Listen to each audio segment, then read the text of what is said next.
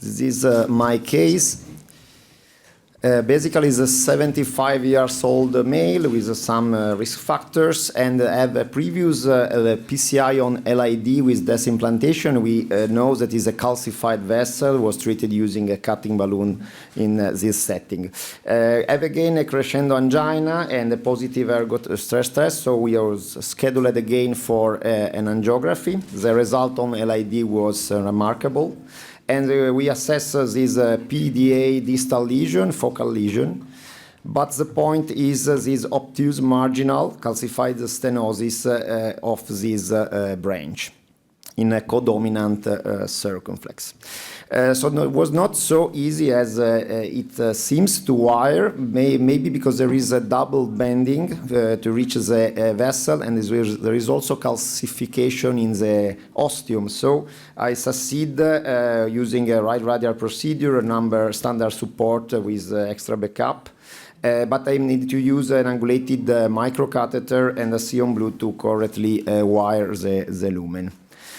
So I start to use this kind of strategy. I cross with a 1.5 semi-compliant balloon. I confirm that the lesion was crossable, but as you can see, there is no expansion of the 1.5, even in the proximal and in the distal part.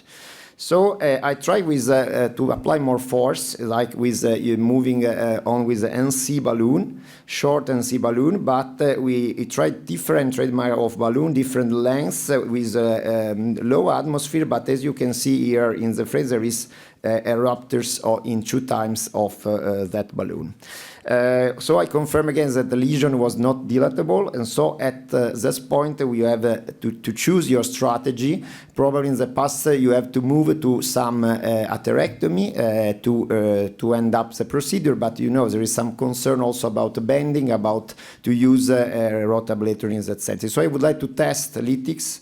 This is the result of the vessel after the 2 mm ruptures. Fortunately, there is no damage, no slow flow. So I use LithiX as a shorter one, and the later one is a 2.014. There is a unique length. This is the angio that I store live about the crossing. As you can see, there is a kind of force that I have to apply, but I can cross the lesion. And then I start, as we mentioned, low atmosphere. In that case, for me, the vessel is not 2.0. Clearly, it's a 2.5 at least. But I use the smaller one because I would like to cross. It's a nearly uncrossable lesion. As you can see, start applying the first with a stent boost. You can observe some changing. And again, this is inflation at 12 atmosphere. And as you can see here, there is a eccentric expansion, but we obtain some gain. We do not have ruptures of our balloon, so we succeed in getting some space. At this point, you have to move to NC balloon, as we mentioned, because we would like to optimize our result. We would like to have a ratio of 1:1 or to our vessel to make the potential, the crack into to have the maximum expansion of the vessel. And at this point, we can use at high atmosphere because the risk of ruptures probably is low.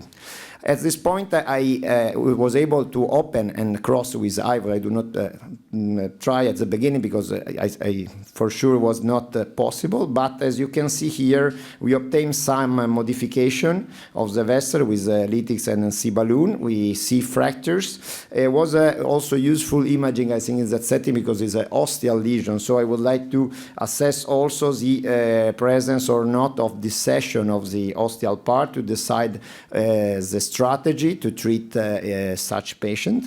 In this particular case, I decide to deliver a DC balloon, a sirolimus drug-eluting balloon, 3/430, from the ostium to the marginal in order not to jail the codominant circ. As you can see on the right, the patient was scheduled again to treat the distal right, and we have this 3 months follow-up of the result using only DCB. Also, for the high bleeding risk of the patient, we prefer to limit the implantation of stent, and we treat again the right distal with DCB.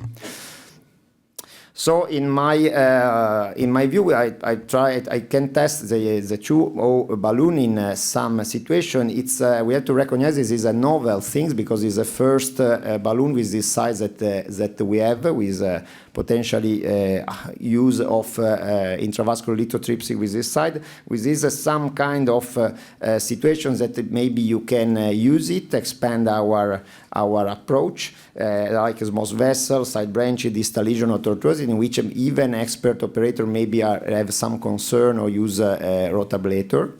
The step-up approach, I think, has to be used. I mean that you have to be sure to deliver the balloon before opening it. So the strategy could be use 1.5 to use at least NC balloon to confirm that is not dilatable, applying a non-compliant versus, and then you can deliver the LithiX and use the same protocol, maybe using a bigger balloon or using a 1-to-1 ratio to optimize the final result. So this is the settings, and just to summarizing, which could be, I think, use this particular size of the balloon. And my conclusion, so, is that the patient, the balloon could be useful in some kind of situation to increase utilization of balloon-based calcium debulking technique. We have to be ready to adopt a stepwise approach. We cannot decide to go up front in such a situation with this kind of balloon. DCB, it could be a good solution for this patient. In the future perspective, we know that probably shorter balloon or another, the 1.5 size of this balloon could help in also extend the possibility of use this technology in early uncrossable lesions. Thank you very much. Thank you.